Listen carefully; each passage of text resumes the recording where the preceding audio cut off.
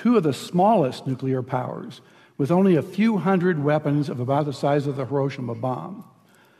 We might die as unintended consequences that the Indian and Pakistani generals never even gave us a thought about.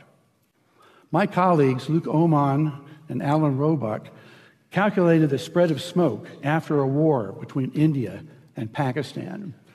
It only takes about 2 weeks for the smoke to cover the entire Earth, and it would rise to altitudes between 20 and 50 miles above the surface. At those altitudes, it never rains. The smoke would stay there for years. This farmer may be in Europe or in the United States, but many thousands of miles from Pakistan and India, is looking at the smoky sky above him and down at the crops that have died in his field from lack of light and cold temperatures.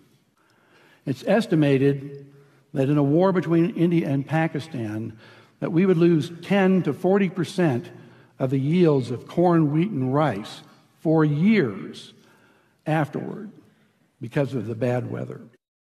The entire world only has enough food to feed the population for 60 days unless agriculture produces more food. Ira Helfand, a member of the Nobel Peace Prize-winning International Physicians for the Prevention of Nuclear War, has estimated that 1 to 2 billion people would die after a war between India and Pakistan of starvation. And after a full-scale nuclear war, temperatures would plunge below ice age conditions. We would be in a nuclear winter. No crops would grow. It's estimated that 90% of the population of the planet would starve to death, and civilization would be destroyed. And no one would be safe. Not those in countries with no nuclear weapons, not those in countries that didn't participate in the war, and not those on the other side of the planet from where the explosions occurred. No one would be safe.